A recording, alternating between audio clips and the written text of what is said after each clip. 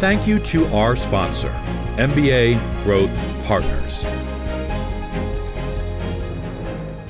Welcome to Studio 501c3. I'm your host, Kim Jones, and we're featuring nonprofit organizations that have a 501c3 designation because the IRS has determined that they are charities that provide a public benefit. In many instances, your donations to these organizations are tax deductible. Today, I'm talking with John Ross, the Executive Director of Nourishing Bethesda. They fight food insecurity and link neighbors to wraparound resources to build healthy and more stable lives. John, welcome to the show. Thanks, Sir Kim. I'm delighted to be on with you. Thank you.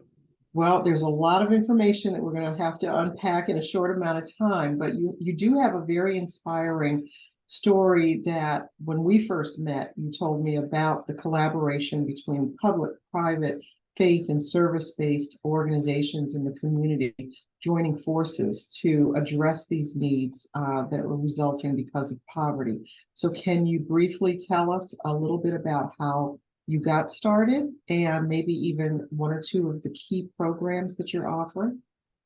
Of course, Kim. So when we started Nourishing Bethesda, a small team of us, it started out of St. John's Norwood Episcopal Church in Bethesda. We didn't know anything about food insecurity. We knew, however, that there were huge problems that COVID had laid bare, particularly, and that something needed to be done. So we knew we could get through it, but we figured that we would start with the idea of bringing people together. So bringing groups together. So we brought the Bethesda Chamber of Commerce into our coalition to begin with, and Hyatt Hotel, and we Big Train Baseball, and the Bethesda Chevy Chase Rescue Squad. And we felt with these interesting public-private partnerships, all kind of bent into service, into trying to alleviate this terrible, terrible problem in our community, that we could be most effective. And it's proved a model that has been very effective. And the first thing you started with was trying to make sure that people had access to nutritional food. That was the very first activity, right? In August 2020, when we were at the rescue squad and we opened up and we didn't know, how many people were going to come, we got 100 families and we gave out these really wonderful packages of shelf-stable food and vegetables and produce. We did find that, Kim, I got to tell you that when you're juggling paying your rent, paying your credit card, paying medical bills, and you're looking at buying food, often a lot of the most healthy stuff, first of all, is really not accessible in a lot of places where there are food deserts. And it's also so expensive. And are you going to buy a whole package, a bunch of packages of ramen noodles, or really get some nice healthy produce and fruits? And, so we are really wanted to be there for our clients with that so that they could feed their children nutritious food, because being full is not necessarily, you can eat a lot of, fast food and things like that are not nutritionally, where kids need to be when they're going to school and they need to pay attention. And so we were very concerned that kids were getting were being at a disadvantage coming to school and being hungry or malnourished in terms of really getting good food. So we're committed to that. We're committed to giving fresh dairy, eggs, and as best we can, frozen protein too, to build out, really. And that's very important. But one of the things that you mentioned was going to the chamber, which obviously their members are businesses, going to Hyatt, going to, the bigger businesses in the community. And it sounds wonderful. And, to someone who's just listening in, it may sound even easy, but there had to be some challenges in kind of starting to establish this food secure community.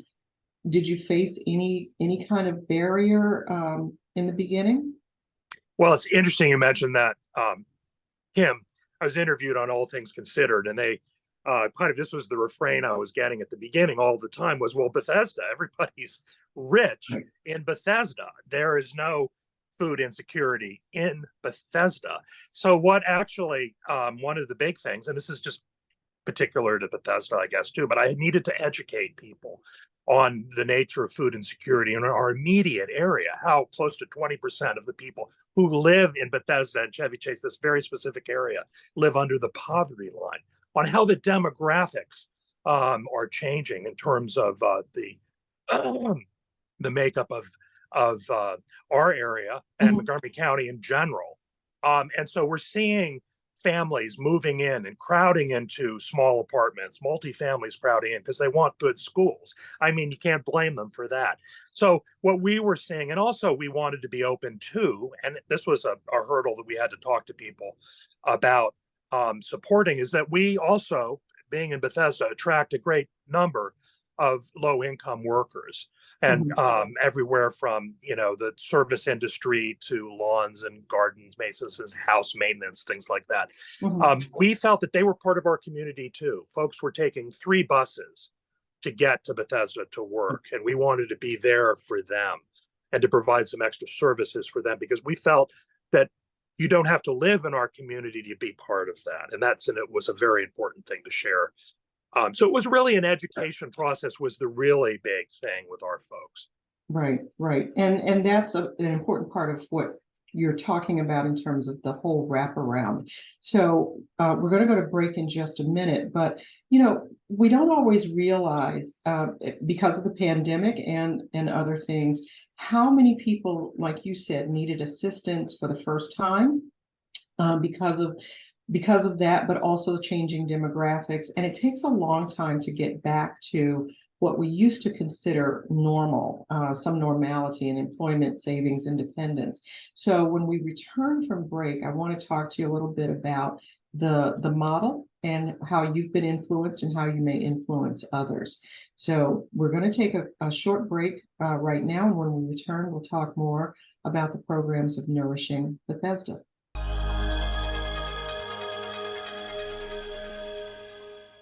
Today I'm going to talk to you about physics. Come on in, girls. Let's go.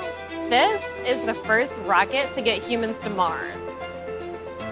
Really tall. I'm a rocket structural engineer, designing and building parts of the rocket. You are the generation that will be stepping foot on Mars. Do I have a group of astronauts on my hands? Yes. You can become a rocket scientist or whatever else you want to be. Can I get the now bar, please? $1. Have a good one. Got it. Hey, what's going on? Hey. Let me get a now bar. Sure. $1. Appreciate you. You got it.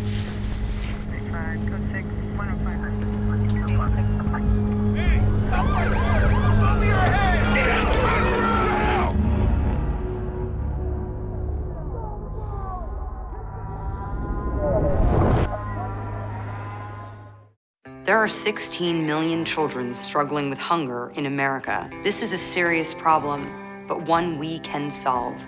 Visit feedingamerica.org to help. Together we can solve hunger. Together we're feeding America.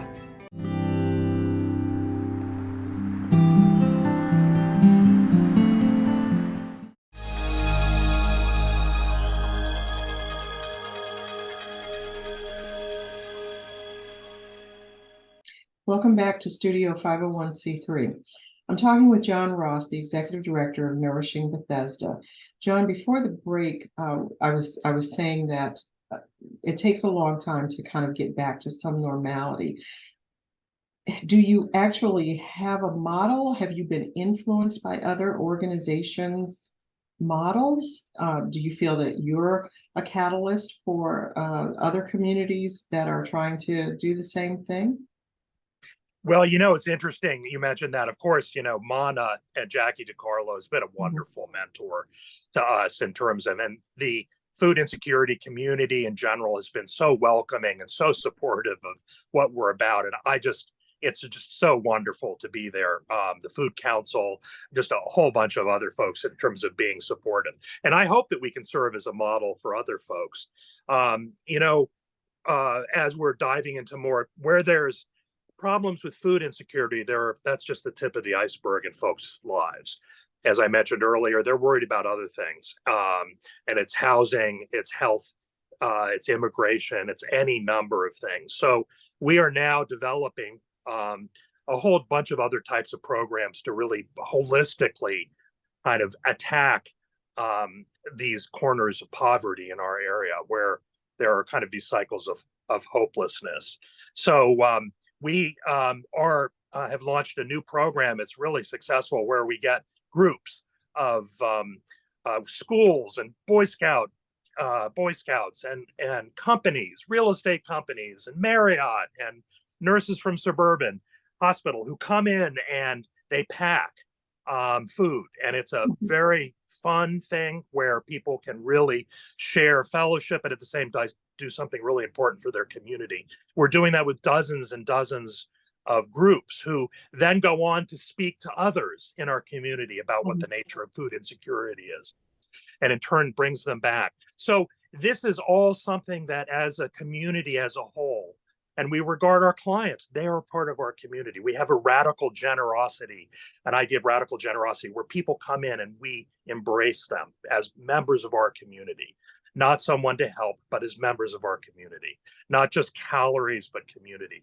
That's really, really important to us. And so we're building that not only with every volunteer that comes in, we're also building a very strong program. So there are really vital, important volunteer opportunities, because that's how we build our community, one person at a time. And those volunteers, I mean, you're distributing to, is it 1,200, 1,500 individuals? Well, it's over 3,000 people a month. So it's 550 so it's really more families, households, right? So it's a great deal of people. It's 3 to 5 tons of food a week we distribute. So it's it's substantial. I think I remember it was at one time when we first met, it was like 4 tons of food a week, which is an incredible amount and an incredible operation that you're putting together. I'm glad you mentioned the volunteers, because I was going to ask you, if there are other ways that you need to engage more people in the community, but it seems like they're finding you.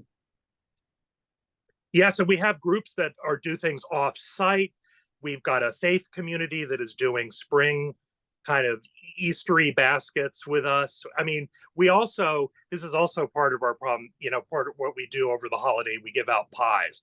We're certainly excited about nutrition, but we also realize that, nourishing, which is our key word here, nourishing the spirit and nourishing the body, often you can't detach those. So we're very committed to really having some fun and really being a place where people look forward to coming. We have them come and sit down. And some of our recipients will bring food to share with us, or flowers, or, and so.